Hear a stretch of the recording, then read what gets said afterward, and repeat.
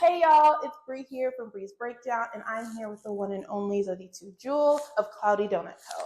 And I'm really excited because she does all things from branding. She just told me that she makes the donuts, not currently, but she used to. I can. She can. And she does some really cool collaborations like Oatly, Malin, and Goetz.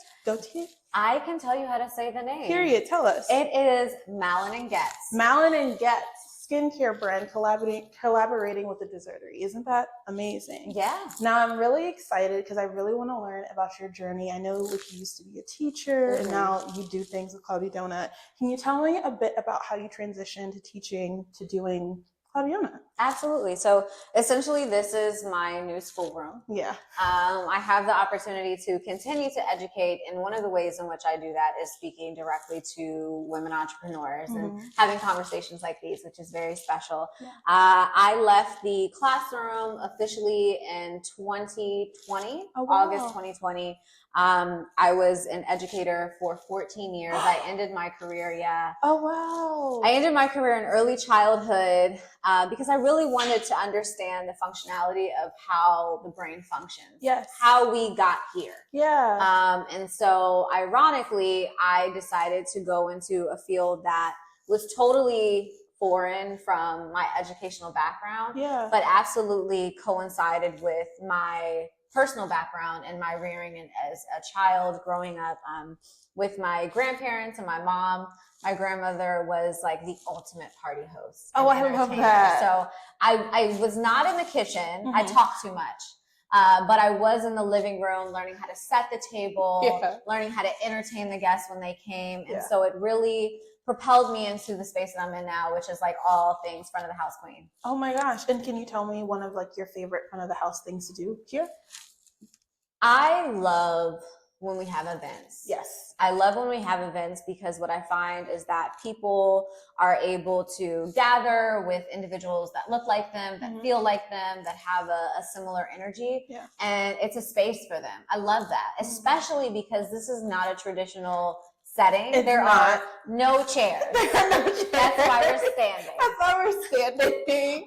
But you forget. You really get lost in the joy of the space, the food, obviously, and the element and the environment that we're creating. And so I always say we created this world for us because this world was not made for us. And so that's my favorite part about being an owner in this business. Yeah. And since you're talking about creating a world for us, I feel like you kind of coined the term reverse gentrification. I did. Yes. And can you tell us what that means to you and what that is? Yes. So first, I have to tell you where it derives from. So I am a fourth generation Washingtonian. When you are a native Washingtonian, it is so deep that you have to say like, I am this generation. And I was inspired by growing up in Washington, D.C., where it truly was Chocolate City at that time. I witnessed even my own family members owning businesses, owning real estate. And it was really, truly Black owned, right? And so when we opened, when I joined the business in 2019 2020, I met Derek in 2019. Derek Falcon is the CEO and founder of Cloudy Donut. When I met him in 2019, I noticed that he opened all his businesses in these affluent neighborhoods. Yes. And so because I am an educator and I love history, I was like, wait, there's something to this. Yes. And so what I saw was gentrification happen to my city very heavily and hard. And I realized what we're doing is the opposite of that. So reverse gentrification is this notion of opening our Black owned businesses into affluent communities absent of color. Yes. And so we bring value to the communities. We connect with the communities. Before we started this interview, you saw me outside talking to the neighbors. I've been a part of neighborhood associations. And when we opened in Brooklyn Heights, which is actually considered America's first suburb, we had the first ever ribbon cutting that the neighborhood had ever seen. So we opened 2 days. We opened for them to the community before opening to the public. And so reverse gentrification is not only about doing something for the first time, but it's about the sustainability of building something that's never been done in a way in which you are positioning and empowering yourself and your voice. So it can really span outside of a brick and mortar. It's an ideology. Yeah. And speaking of that, this is the first Black-owned food and beverage store in not only Nolita, but Brooklyn Heights. How does that feel to have that accomplishment?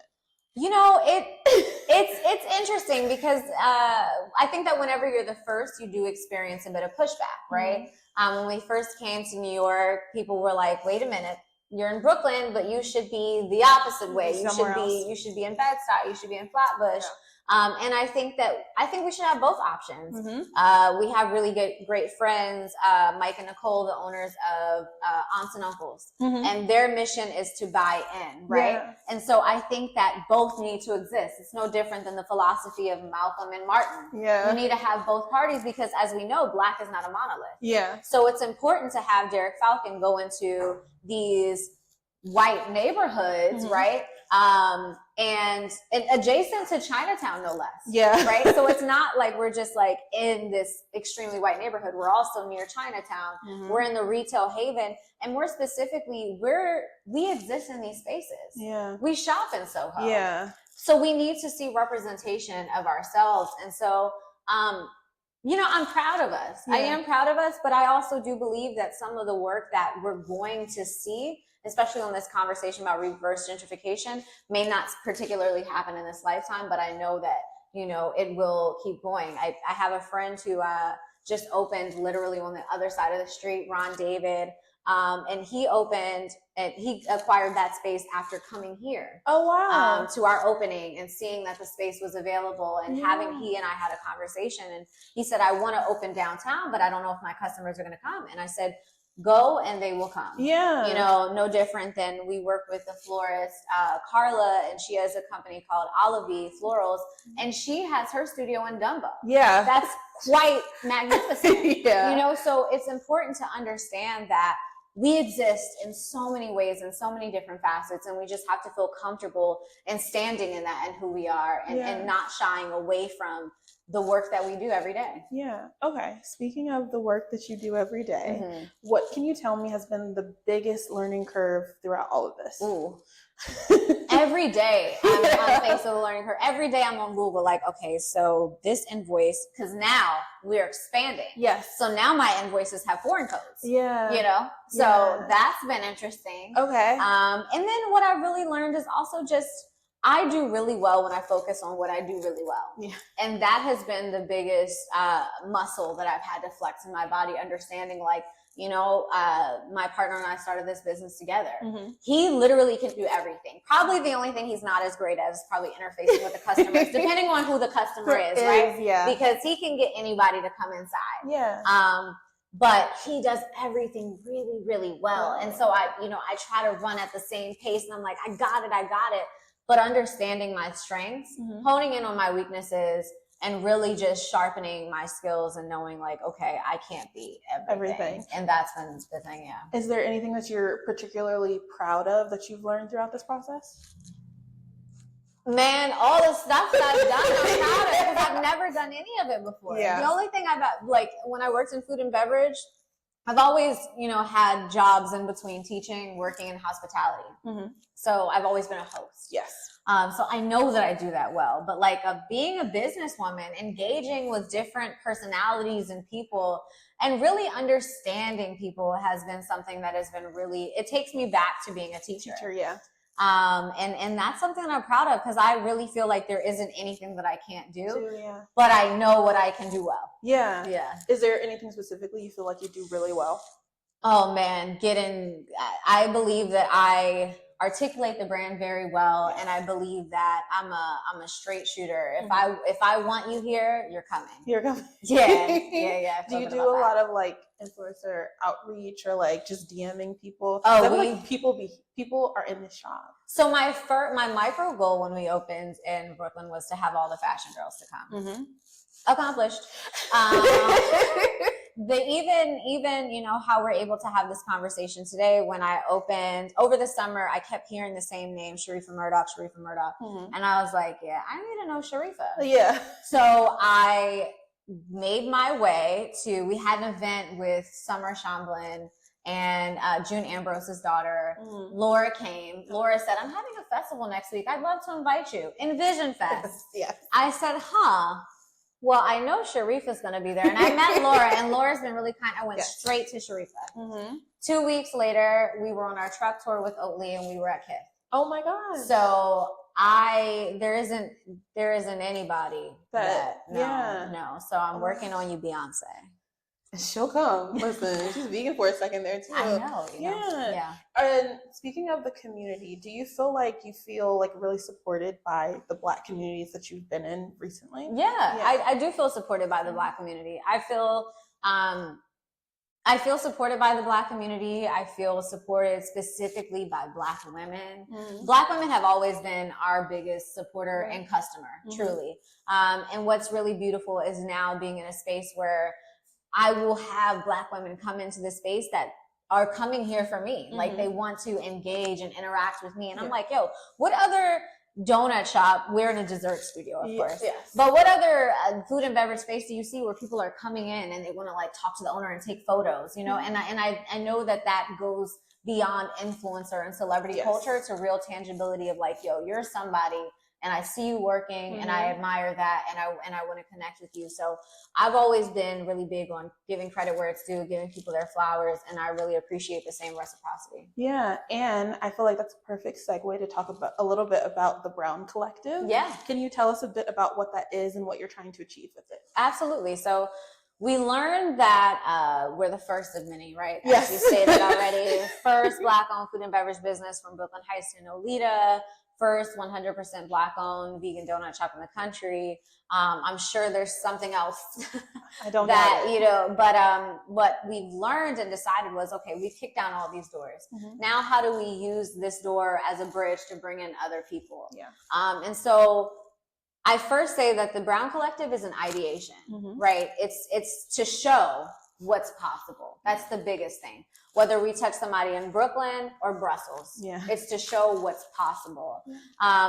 And we activate in this space. We activate in Brooklyn Heights, and we also activate off of our truck, which we'll be having out soon. And so it's really presenting people with opportunities to showcase their art and their talents. Yeah. And then in addition to that, I know we talked a little bit briefly about the collaborations you've had with like Oatly and things of that nature. Yeah. Is there a dream collaboration that you want? Oh man, I have been so blessed to meet so many people that I wanted to meet and work with already. And I think what's so wild to me, I keep thinking we've been open for like 2 or 3 years. We've only been open for 1.5 years. Yeah. And we've already been able to work with Oatly, Fendi, Malin and Getz, Envision Fest, so many brands, Oishi Berry, and even like creatives too. So the brand, like a dream brand for me, we worked with Nike. That was like at the top of my list when that was like one of the first things we did out the gate. Yeah. I really would love to work with Pattern Beauty. I love Tracy Ellis Ross. Yes. That feels like a perfect connect too. Yeah.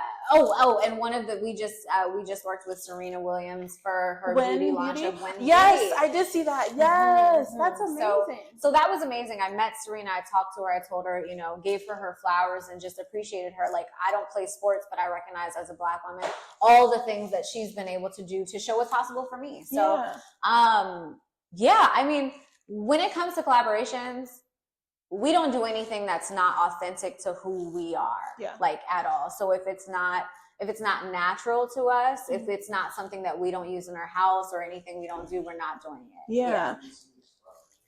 Is there, pause. Go ahead. Is there like, where do you see Cloudy Donut Co. in 10, 20 years? I see Cloudy Donut, and you know what's funny about this space, because we actually built out this space, so it did not look like this at all. We were like, we could like take all this out, and we could be it's gorgeous in here. Yeah. Make sure you get the floors. I will. We could literally make this like an office. So how I see Cloudy Donut in 10 to 20 years is I would love for members of our team to be able to run the stores, to be able to have like shop operator, you know, partnerships and things like that. Yeah. And Derek and I also have like, you know, different interests and passions where We're looking to focus on like mental health and mental wellness. We're looking to focus on me. Yeah. I'm looking to focus and segue more into the mental wellness space, speaking directly to female business owners, and Black women in particular, women of color. That's something that I'm very passionate about. I love to write a book about that. The neo-entrepreneur, especially because I was a glorified employee for many years, and now this is a different world for me. He is a man of opulence. There isn't anything he can't create and do. And so I'm really excited for the world to see the other passions and projects that he has coming. And then my last question for you is, if you could give any piece of advice to a young girl who kind of wants to do or step into this space, who's like late teens, early 20s, trying to figure things out, what piece of advice would that be?